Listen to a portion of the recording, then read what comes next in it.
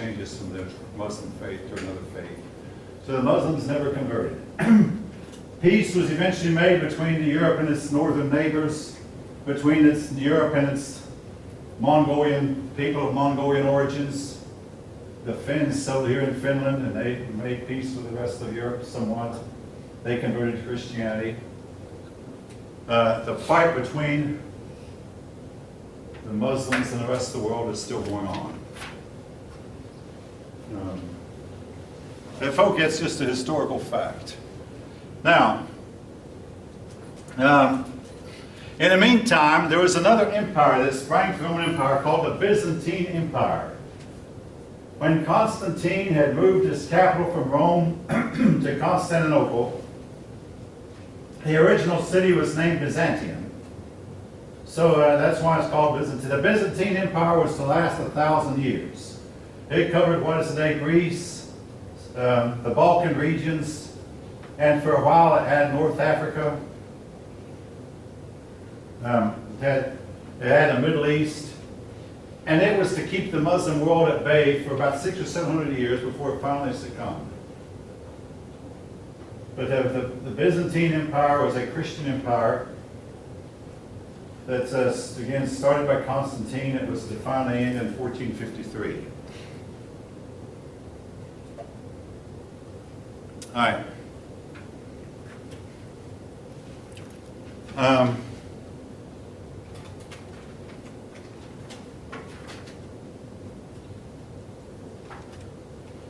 Also into this scenario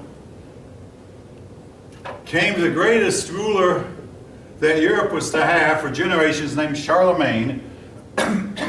Charlemagne was a grandson of Charles Martel, but unlike Charles Martel, Charlemagne was actually the king of France. Charlemagne's father had said, let's ditch the Merovingian dynasty. They put the last Merovingian into a monastery. Pepin became king, so Charlemagne was born a king. In the year 800, Charlemagne was crowned Roman emperor. It was the first time a non-Italian had been crowned Roman emperor. This was the beginning of the office of the Holy Roman Empire that was to last 1,000 years. Napoleon Bonaparte, if you ever heard of him, Napoleon finally abolished the title. But the Holy Roman Empire was started by Charlemagne when in Christmas Day 800, the Pope, and we do not know, did Charlemagne know he was going to be crowned? Did he even want to be crowned? Or did the Pope just sneak up, I'd say slip it on him? But basically the Pope had him kneel, and Charlemagne, being obedient to the religious leader of the day, knelt, and the Pope stuck a crown on his head and said, "Arise, Emperor of the Romans." Called him Emperor of the Romans, and for the next 1,000 years, most of your emperors were crowned by the Pope. It gave the idea that the Pope was to be head of the church and head of the secular world also. All right. Into this scenario stepped a new system. It really was not a new system. We've talked about this, feudalism. Feudalism is where that you have a king, but he's not much more than a figurehead. Most of the power resides with the nobles. In other words, you had like the King of France, but he had no real authority hardly except around his own little domain. But there was the Duke of Lorraine, the Duke of Normandy, the Duke of Burgundy, and the Count of Champagne, and the Count of Anjou. The various dukes and counts and barons. They controlled most of the land, made most of the laws and enforced most of the laws. And this was to be true for the next several hundred years in Europe. Now, Europe still had its nobles, but for the most part, they had no authority. The nobles would remain in power a lot in Europe all the way through until World War I, when in France, the nobles lost their power due to the French Revolution. But in Germany, the nobles would remain in power up until World War I. World War I did a lot to break the back of the nobility in Europe. And in Spain, the nobles still have a lot of authority. Even though modern pressures from outside have forced the Spanish to be somewhat modernized. All right. And anyway, where the nobles have the power, and feudally had the office of duke, where the highest office, of course, was king. And then after the king, you had a duke, and under the dukes, you had counts. Under the counts, you had various offices like barons. Now, if a nobleman had more than one son, he'd oftentimes make the oldest son only became the nobleman, and the other younger sons became knights. To become a knight, you had to be of noble birth. When you started out, you would start out at 6 as a page, you'd run errands. At 14, you become a squire. As a squire, you learn how to hunt. I want to say this about hunting. Only the nobility were allowed to hunt. That is why in this country, when our founding father, they wanted to grant everyone the privilege of hunting. So anyone who wants to can hunt with a license. Now, hunting is largely out of style. I say that tongue in cheek. But the problem now is we don't kill the deer, so they're killing us. A lot of us are hitting deer with our cars and something else too. If we would only kill more of them, the ones who survive would have more to eat. So if you don't kill them, they're going to eat up the forest and they're going to die of disease and starvation. But again, I say this because my dad was a hunter and killed 2 deer this time. I don't care anything about it.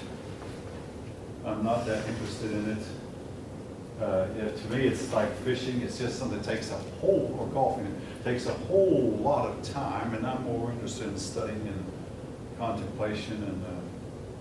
And hunting does not excite. But I know that some people it does. But anyway, in Europe, only the nobles are to hunt, and that's why we see to it that we don't go that route here. Anyway.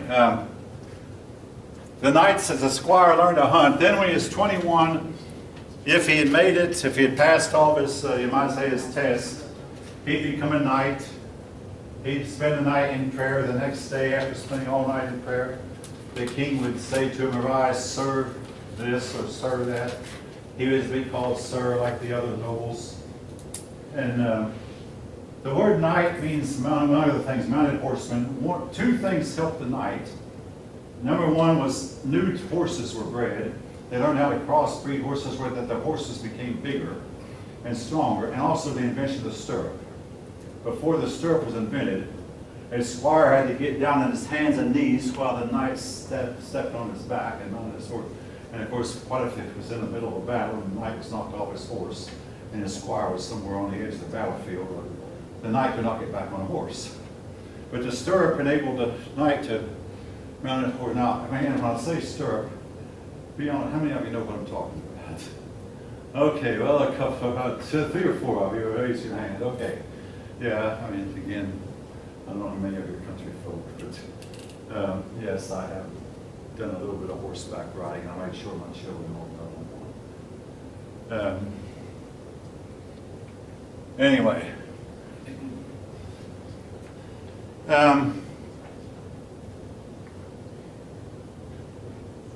Oh yeah, about those names Scandinavia.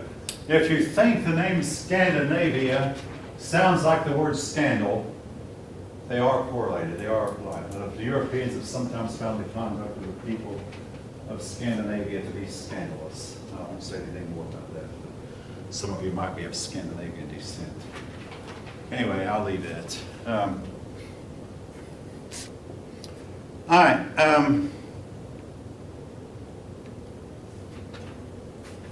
Knights were to dominate the European battlefield for 500 years.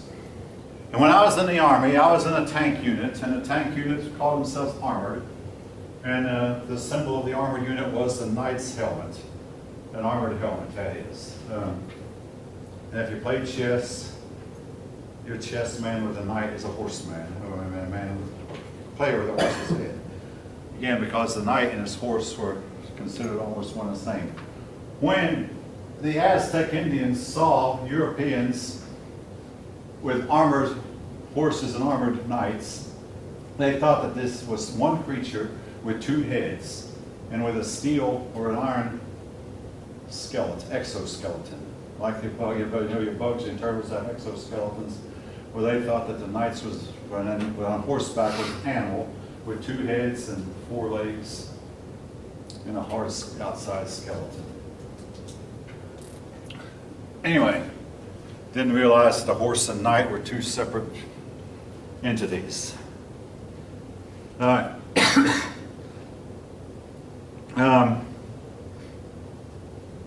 Chivalry. Chivalry was the ideal of the knight.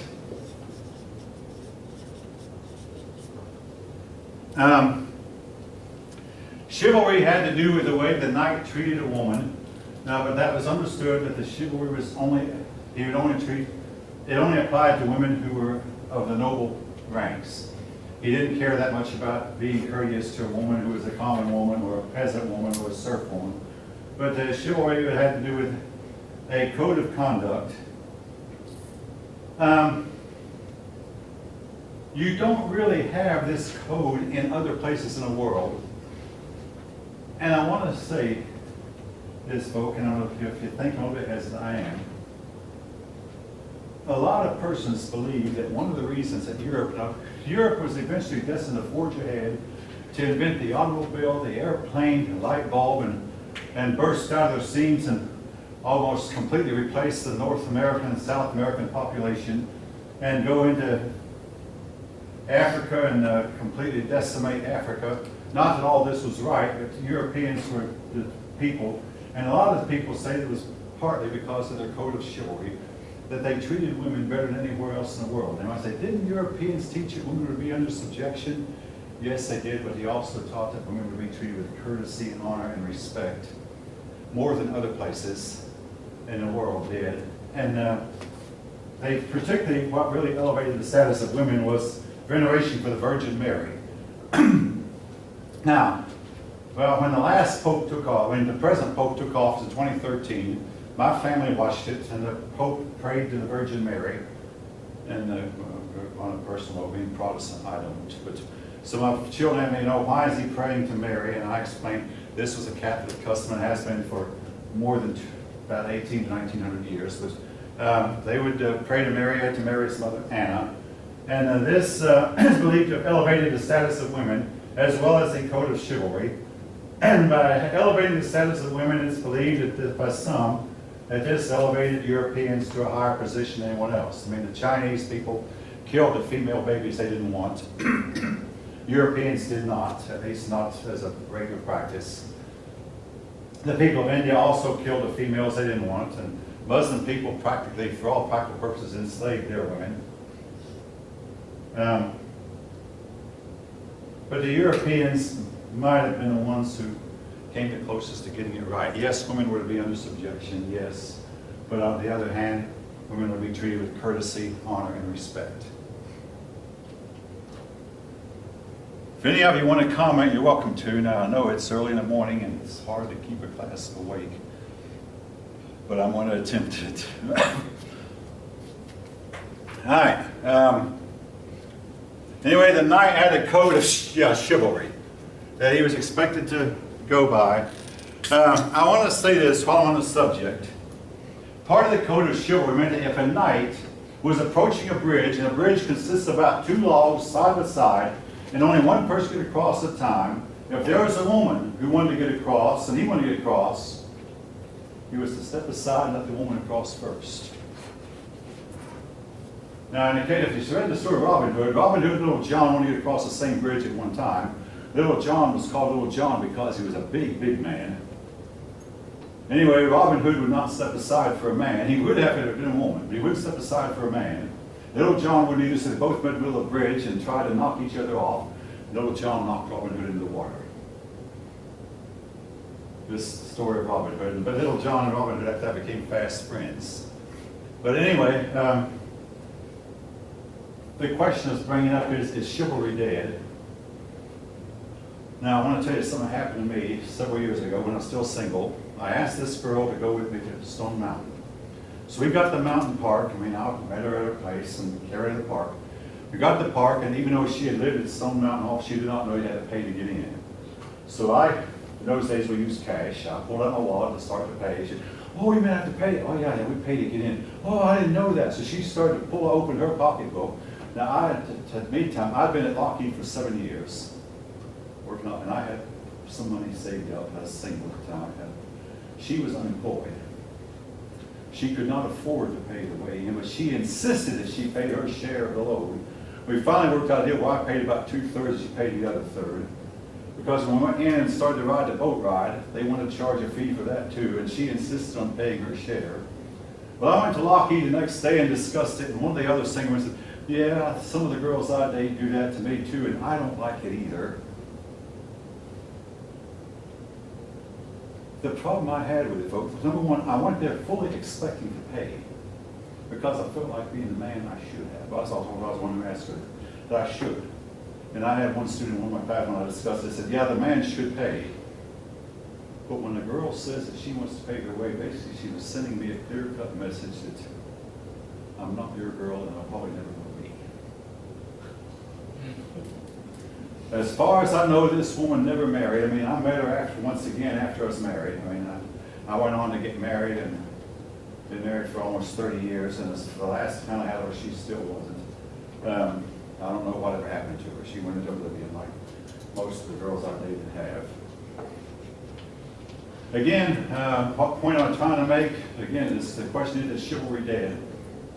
All right, my pastor preached this recently, and he said he held the door open for a long time. And oh, she got puffing mad. He said, you hold the door open for the women anyway, whether they like it or not. I held a door for a woman at UT one time when I was a young man, more than 40, and she seemed really upset at me. She was loaded down with books. I mean, she couldn't hardly reach, grab the door, so I opened it up for her. She became highly upset at me. All right, I got the class awake. All right, doing good. That's what anyway, chivalry.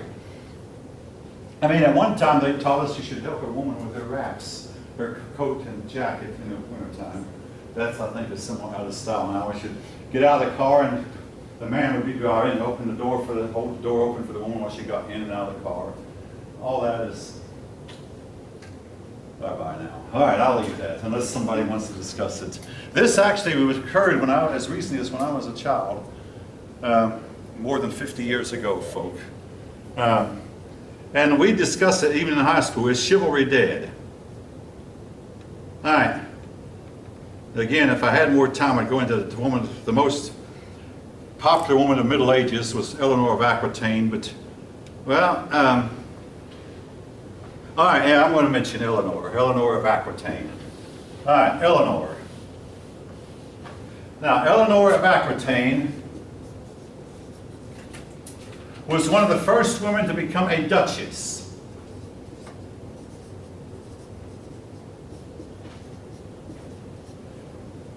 She got to be a duchess because her father was a duke. Of course, you know, that's the way you got to be dukes in those days. But she had no brothers.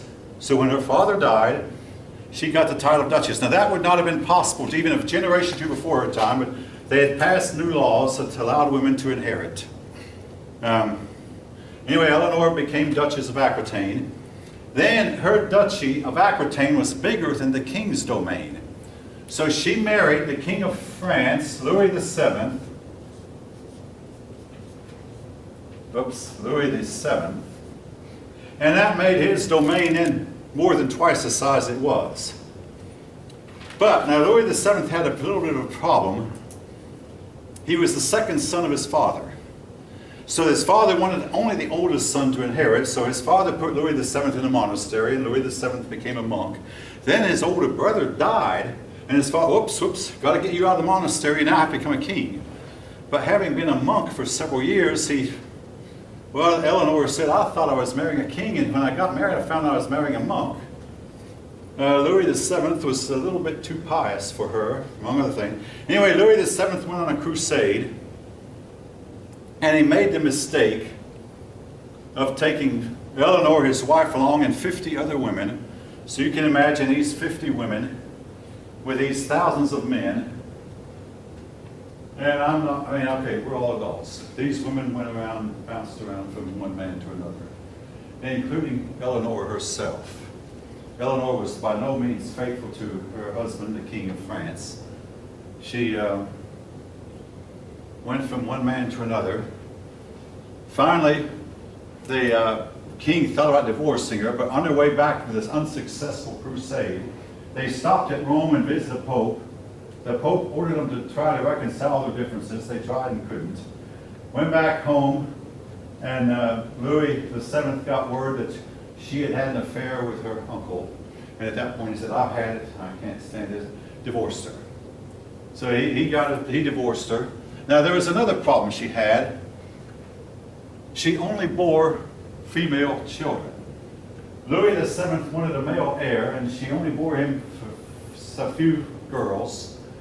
In those days, your nobles and your kings would try to marry a woman who had a lot of brothers.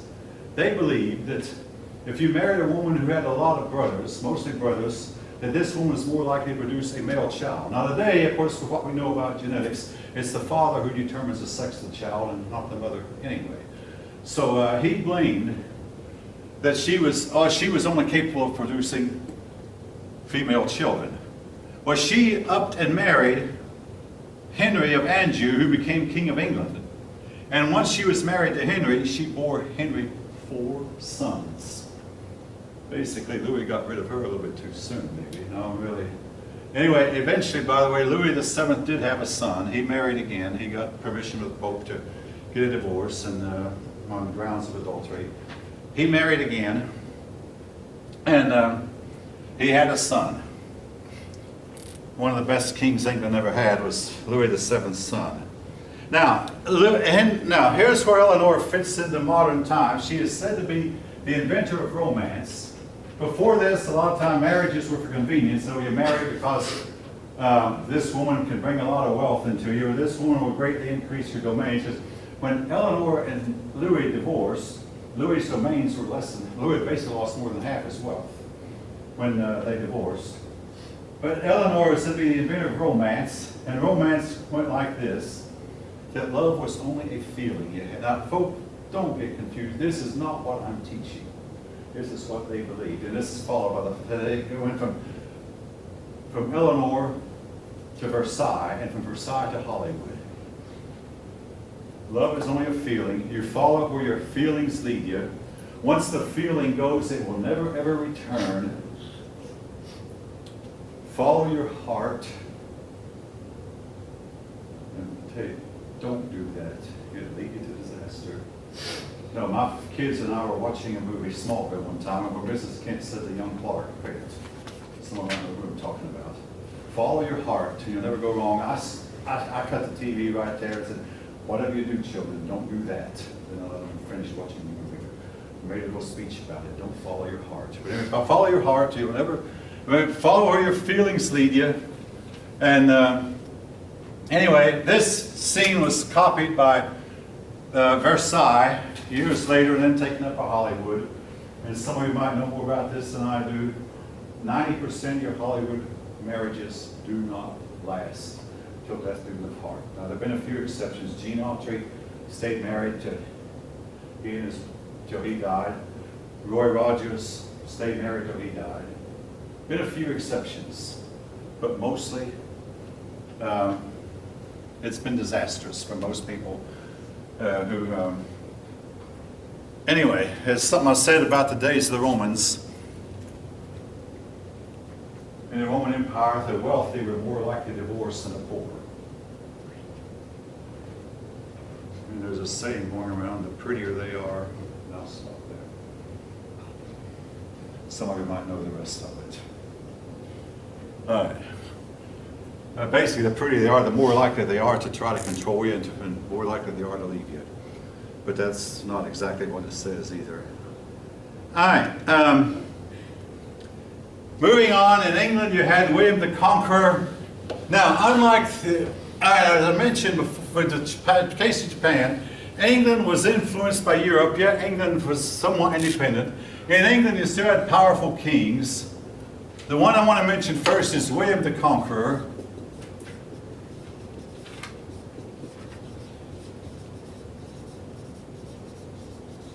William the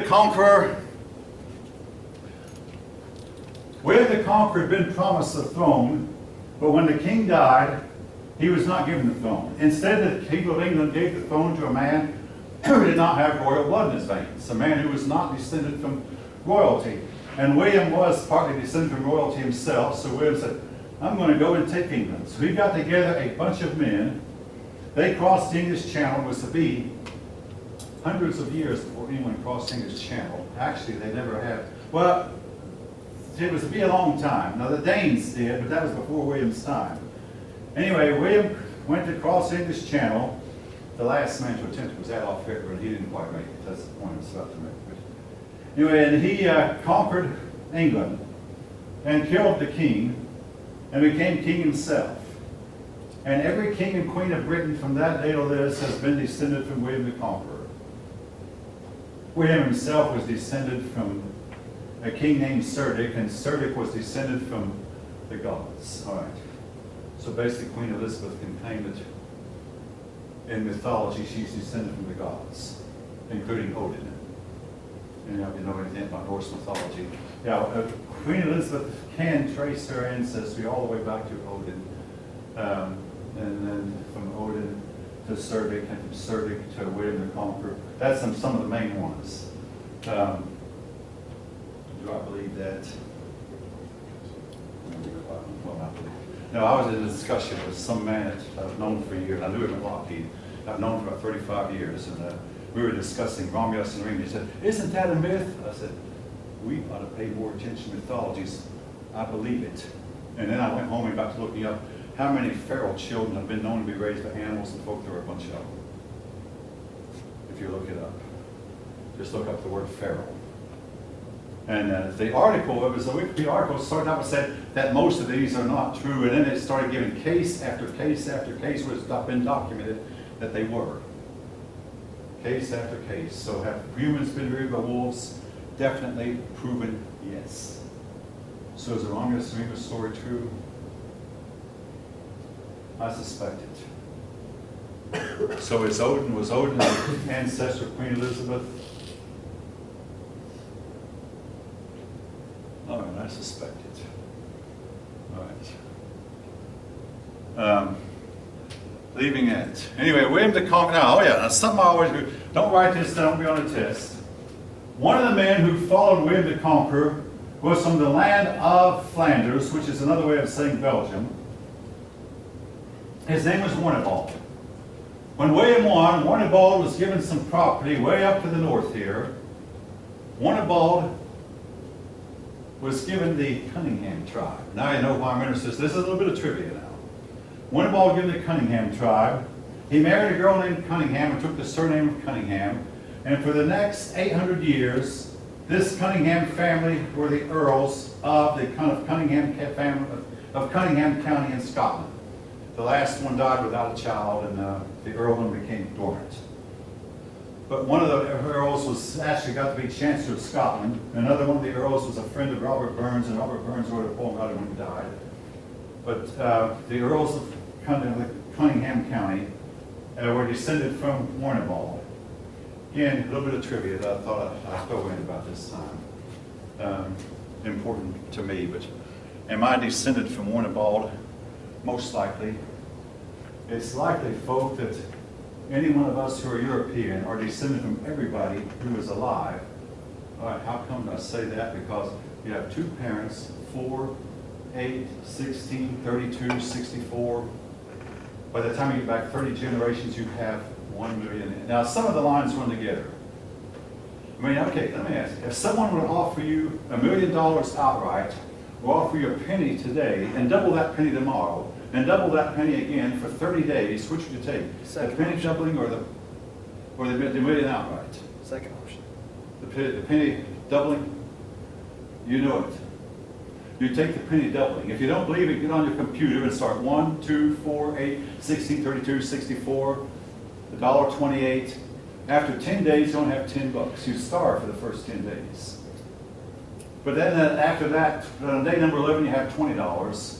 On day number 30, you have $1 million. Plus, you get $1 million plus the $1 million you've already had in the first 29 days. On day number 29, you have earned $1 million. On day number 30, you get another $1 million. If you don't believe it, try it. So then basically you have more than 1 million ascendants that go back 30 generations.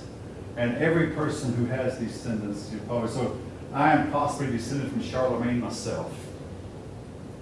And possibly descended from Alfred the Great and William the Conqueror, yes, and Warnebald, likely. Every Scotchman who ever lived at this time, 1,000 years ago, is probably my ancestor. The ones who had descendants, that is probably my ancestor. All right. The next king I want to talk about is